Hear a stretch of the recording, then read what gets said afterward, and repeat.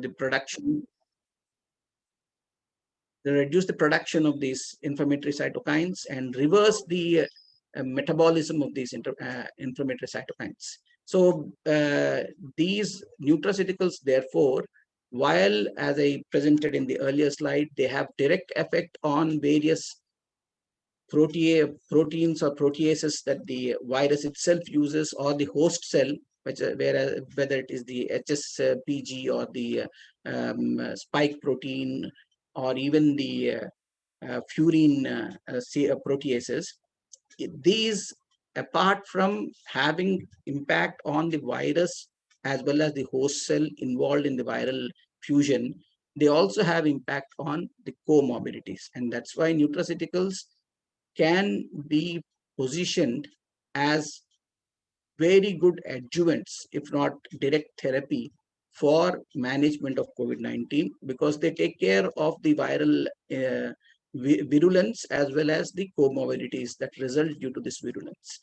Moving on to specifically the topic that I thought I would discuss with you all in the short time that has been provided to me, is the role of proteases. There are a whole lot of what intrigued us and what has really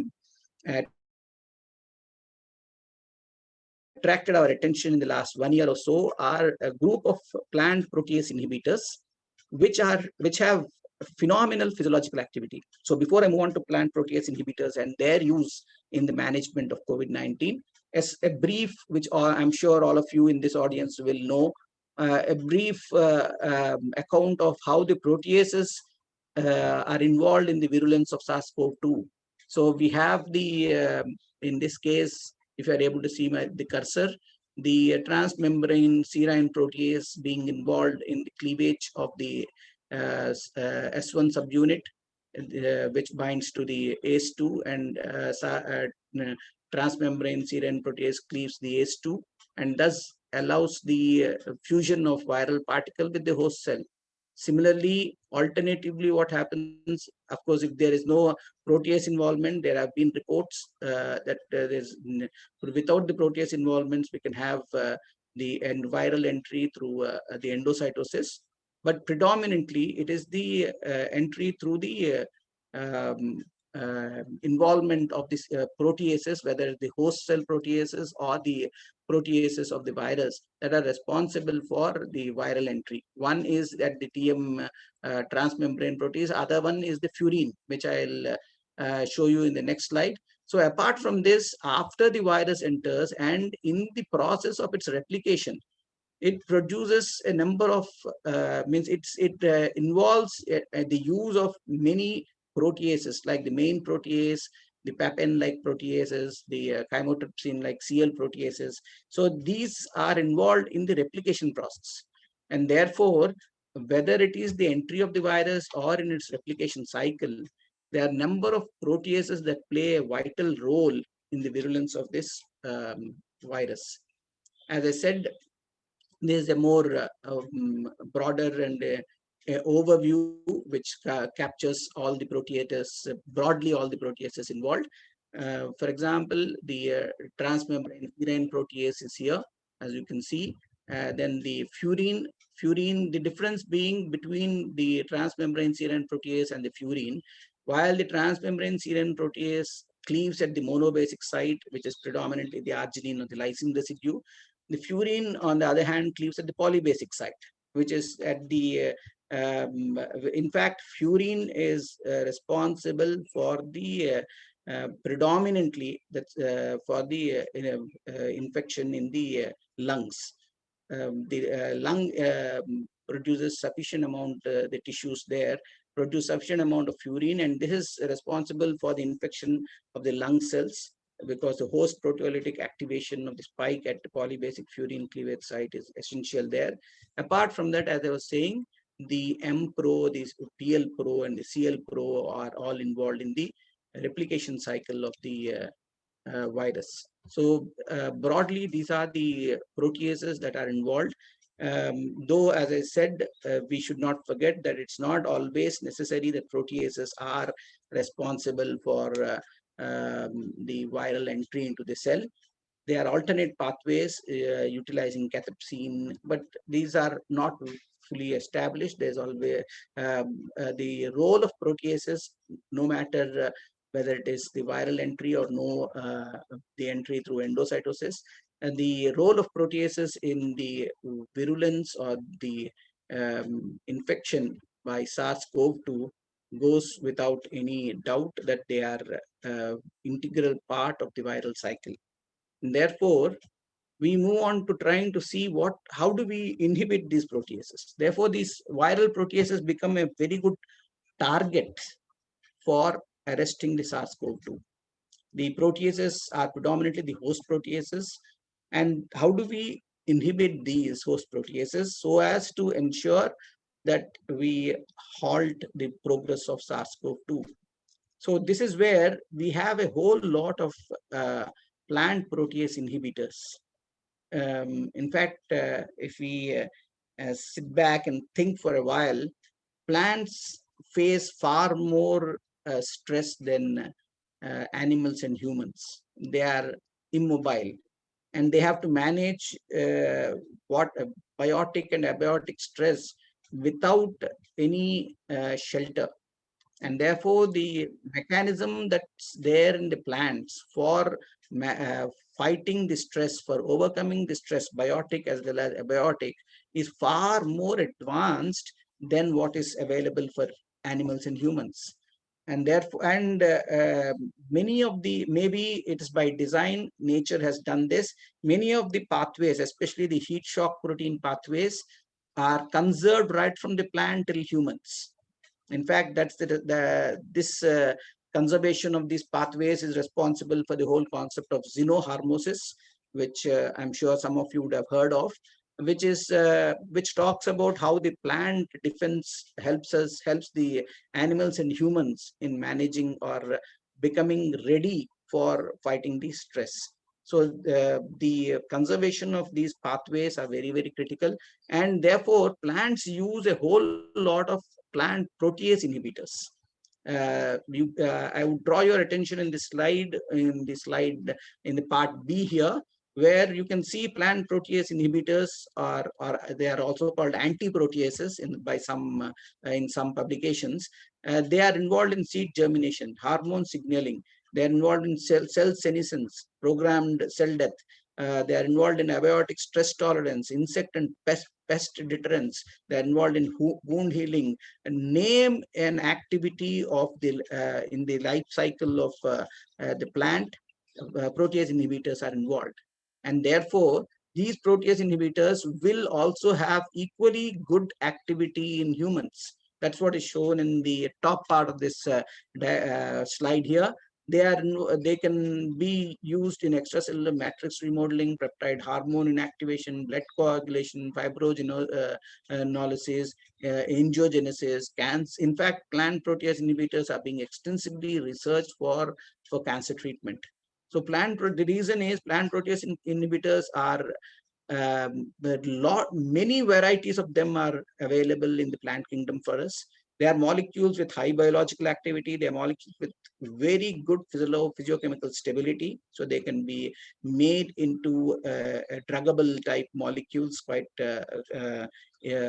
comfortably. And they are also of natural origin.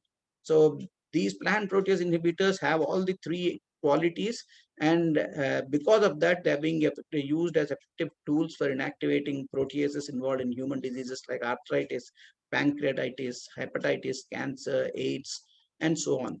And therefore, and because proteases are integral part of the SARS-CoV-2 virulence, we thought, why not extend this work of plant protease inhibitors in human healthcare to COVID care specifically. And as I was just now mentioning to you, protease inhibitors balance. This balance is in fact vital for most of the biological functions, whether it is in the plants or animals or humans. Protease inhibitors balance is very, very essential. More so that we have found this protease inhibitors balance being very, very vital in the respiratory viral pathogenesis. So the respiratory pathogenesis that we see in COVID is because this balance of protease inhibitors is getting disrupted, and therefore we need sufficient amount of protease inhibitors to be taken by the patient so as to set the balance right. And therefore we have a whole lot of we did a search to check the protease inhibitors available in most of the food that we consume, and we found right from the soya bean to the barley, the moringa, then tamarindus, the anonas is the custard apple, cucurbitaceae family, the solanum family. Varieties of vegetables and fruits contain large varieties of plant protease inhibitors.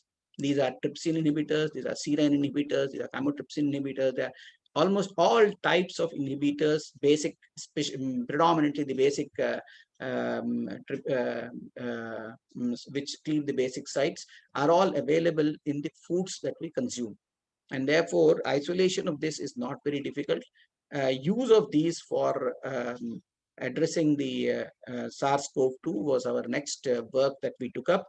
And this is, pardon me for the overloading this slide. I just wanted to show you the kind of vast expanse that we covered. We took close to 12 different molecules, 12 different formulations, I would say, rather than molecules, for checking an in vitro activity against SARS-CoV-2 using the cytopathic standard approach. And I would draw your attention, draw your attention to only one of these 12. That's because we took this up as our first target molecule for taking it forward further into the development as a therapeutic alternative. And this is AIPL 12012 molecule, which, as you can see, has a very good therapeutic activity, whether it is 0 hour, 1 hour, 2 hour, or 4 hour. Has a good therapeutic activity. This, by the way, the in vitro antiviral activity was studied in 3 modes: the prophylactic mode, the therapeutic mode, and the virucidal mode. And we got various results. Different the formulations are in different stages of development. I would like to discuss in today's work only on the AIPL 012. So this therapeutic activity, as I can show you here in this graph, it makes it far more easier for you to understand. You can see as the hours, the blue is the 0 hour, and violet here is the 4th hour incubation. So as very low concentrations are enough for 0 hour inactivation or a high level of CPE score. And therefore, as the time passes, the therapeutic activity, the amount required of the plant protease inhibitor becomes far more. And the 4th hour, it's close to 2.5 milligram per ml. The same thing in EC50, you can see it goes into nanogram. In fact, instead of micromolar, it goes to nanomolar scale. In fact, second decimal nanomolar. It's if I convert this, it goes to 0.04 nanomolar is the EC50 at the 0 hour. So probably this indicates that the this particular molecule that we picked up, this particular protease inhibitor that we picked up, is acting on either the transmembrane protease, serine protease, or the furin, and not so effective on the cell, the replication proteases, which are the main protease and the serine proteases, or the chymotrypsin like cysteine proteases, sorry. So it's more effective on the furin and the serine proteases because it's at the initial stages, its activity is very high.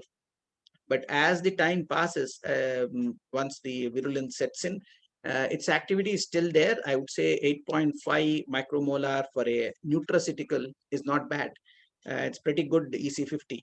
And if you see the sensitivity index at 0 hour, it's pretty good. 76,000 is the sensitivity index. Whereas whether it is 2 or 4 hours, it settles down or it gets to an equilibrium level of 0.38. So 8.5 micromolar, but taken, the point that has to be noted here, this nutraceutical, being a part of the food that we consume, this, though the EC50 is 8.5 micromolar and not in the nanomolar scale, taken on a daily basis, this would act as a prophylactic too. Therapeutic, certainly yes, on a daily basis, if it is taken, because its concentration is always there in the body, it will not allow, because at a 0 hour, that's at the entry of the SARS-CoV-2 into the system, this will block the cell entry completely. At a nanomolar scale, second decimal nanomolar scale, the molecule is active. So it will, if we ensure that there's a steady concentration of this plant protease inhibitor, AIPL012, in the body at all times, we can see that it would act as a preventive, not only as a therapeutic system. So this is a very good, very encouraging finding that we got, which I thought I should share with you all, because this is a not only being a molecule of natural source, it's also a molecule of our food source. So this is not just a herb, a molecule from a herb from a medicinal herb, but this is a molecule from daily consumed food. So if we plan our diet well, we don't even need to take a medication. That's the kind of encouragement or the kind of thought that we are working with. So these are the references. But before I close, I think I have taken the time that has been given to me. Before I close, I would bring your attention to this one thought, which is what we need to look at the whole life and the treatment per se in a systems way rather than in a compartmentalized way. So I would say, in the systems view of life, a thing is right when it enhances the stability and beauty of total ecosystem. It is wrong when it damages it. The sustainability of a larger system comes first. The whole body sustainability comes first. Everything else must fit itself within that frame. Holistic healthcare is that which builds the overall health and not compartmentalized care. This will be an effective way to find a lasting solution to infections. Studies have hitherto revealed many details about SARS-CoV-2 virus infection. Although we have gained insights from the SARS-CoV-2 viral pathogenesis, a definitive treatment course is still distant. In such times, the intelligent way is to maintain the best possible health by taking suitable adjuvants to avoid falling ill. As I was mentioning, the food is thy medicine. It is evident that there are many ingredients that can be included in daily diet to possibly gain immunity or protection against coronavirus. So this is the key message which I thought I would convey in my discussion with you all. So they are my acknowledgements to all my mentors and colleagues from my alma mater, Sri Institute of Higher Learning, Prashant Nilayam. And I am thankful to our director, Cyrus P. Mistry, who's constantly supporting and motivating, and to Ashish Iyer and his team from Mistry Ventures, and my team members and my colleagues from Arna Immuno. So thank you. Finally, thank you everyone for giving me this wonderful opportunity. I'm open for questions now. If anyone have any questions, please drop your questions in the chat box. Now the session is open for questions. If anyone had any questions, please drop your questions in the chat box, or else unmute your audio and give your questions to Dr. Anil Kumar. I have already left the mail ID of Dr. Anil Kumar Kratwenti in the chat box. If you have any questions in the future, you can directly reach him through the mail. Yeah, you could directly write to me. Yeah. Thank you, Doctor. Thank you for your valuable presentation.